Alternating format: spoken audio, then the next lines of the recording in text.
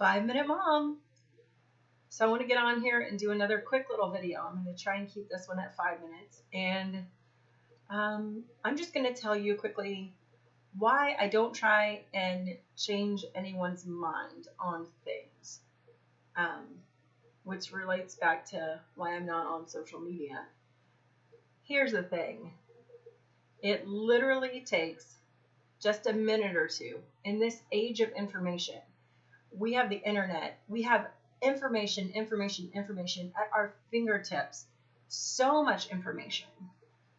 And most people choose to watch media sources that are, mainstream media. So like Fox, MSNBC, PBS, CNN, I don't know, CBS News, all of these news, they end up watching news, or they end up watching clips of news that are presented to them in their Google News feed. I've talked about the Google News feed before. YouTube does the same thing. They present their own YouTube feed, right? When you get into your YouTube account, it'll feed you the videos they want you to see. Google News feed feeds you the videos they want you to see.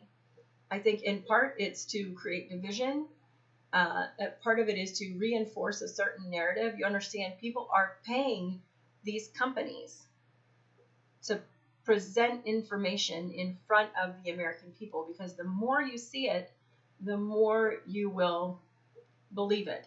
So there are people who will take a minute or two and go directly to a website like the CDC. I know some people are going to be like, oh, I don't like the CDC. I'm not going to go to what they say. I'm not going to listen to that. Okay, well, there are other verifiable sources that you could look at too. There's a lot of .gov sources. There's a lot of health sources that you could go that are verifiable. And they don't all have to be from the United States. There are global sources that you could go to that are verifiable sources for health information, for vaccine safety information, that are like government sources. So these are stats that you can find, research that's been done, that's peer reviewed. It doesn't take long.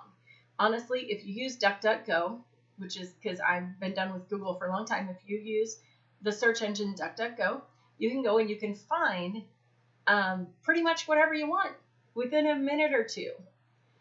So here's why I don't try and change anyone's mind. Because when I say things like, it only takes a minute or two to look up this statistic, like the overall global deaths, like in the United States, how many people died overall from any cause in 2018, right? And compare that to 2020.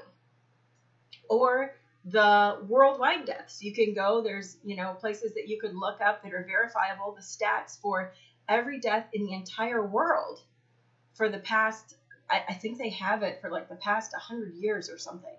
It's very interesting, right? Every year, the deaths and where they've increased and decreased, and you could look at that compared to 2020. I mean, we're ending this year.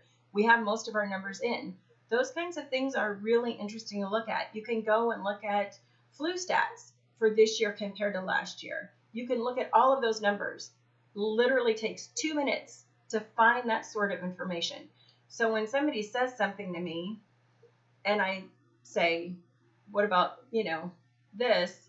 It's, well, I don't know.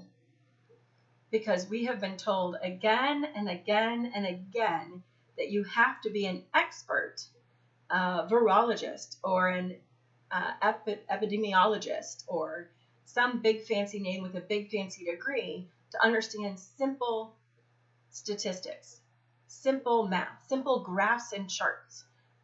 These are charts my 8-year-old understands how to read. This is not complicated. I'm not going to pretend like it is. These are pretty easy numbers to follow. So I just feel like right now everything is so heated and so divided that there are people who are going to intentionally look the other way because they can't handle the fact that they're being sold a big steaming pile of BS from the mainstream media, that people would be so deceptive and tell bold-faced lies. when you're looking at a video of election fraud happening right in front of you, that people are told to leave and everything stops for the night. And then people pull out suitcases. When you see a video of a woman running ballots through a computer 3 times, the same ballots, and then we're told by mainstream media, no, that's not what you saw. We have a story that explains that. And you say, oh, okay. Or you could just say, I know what I saw. It's kind of right there. And deal with your own emotions about the desperate place that we're in as a nation, because we have this and nothing's being done about it, which is a harder reality to accept than, oh, there's a neat little story about this. So everything's a conspiracy theory if it doesn't fit the narrative. So I just am like, well, people, I think, are determined to believe what they want to believe. So here's a few tips for maintaining relationships, specifically to my family. When you are tired of hearing me, you can say things like, you just change the subject. So, how are you liking your new van? Okay. Oh, you guys got kittens for Christmas. How is that working out? That's got to really shake things up in the house.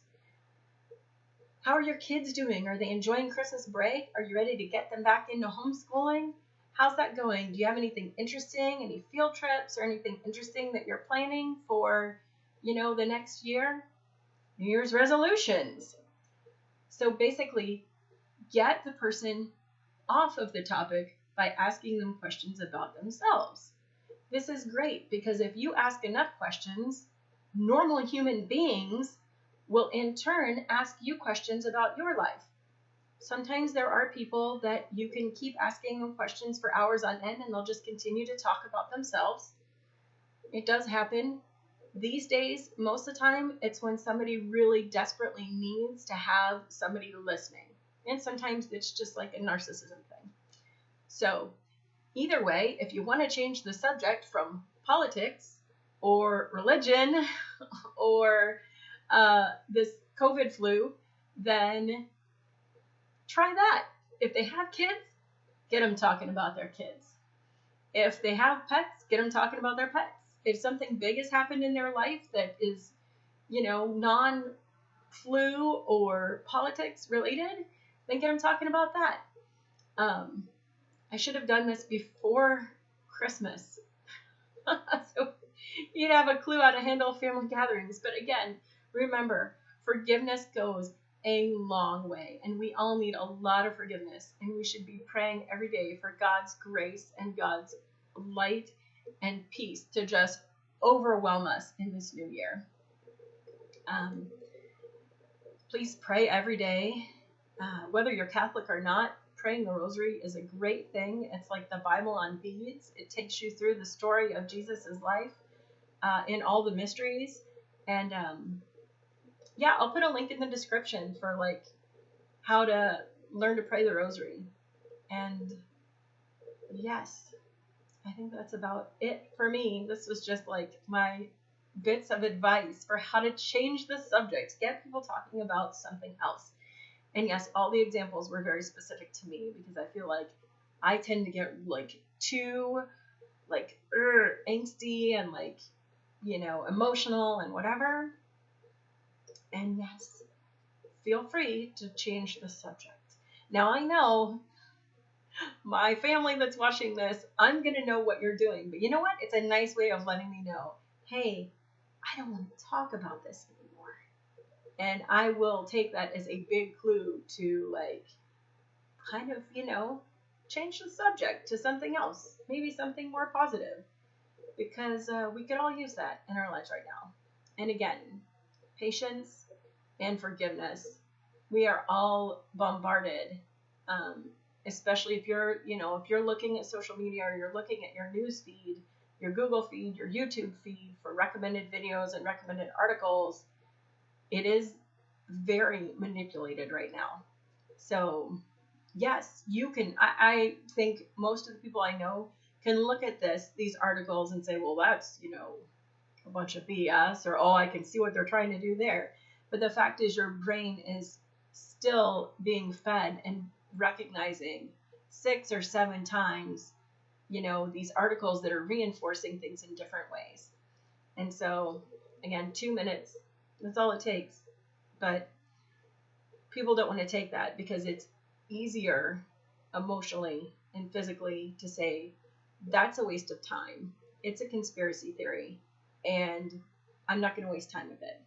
I'm going to take my 2 minutes and do something else, which is fine too. I mean, I think people who watch less media these days, social media or news media, are generally happier and have more peace in their life. Maybe they'll pick up a new hobby like fishing or remodeling or crafting. I don't know, sewing. I'm helping my 8-year-old learn how to sew because she got a sewing kit. It's kind of fun. I like sewing. So anyway, it's relaxing.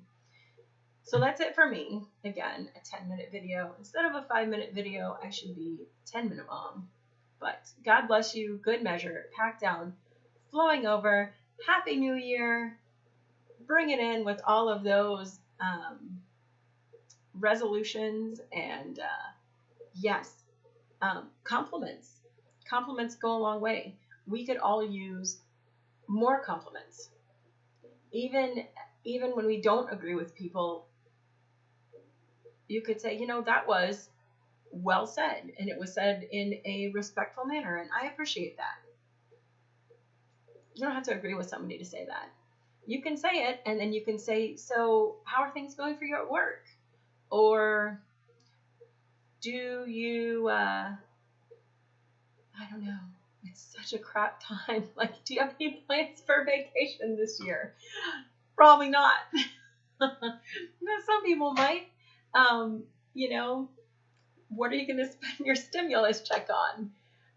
Yeah, you guys could comment below with some ideas for compliments and conversation starters and things like that. So, God bless you. Good measure, packed down and overflowing, and have a very blessed and happy New Year.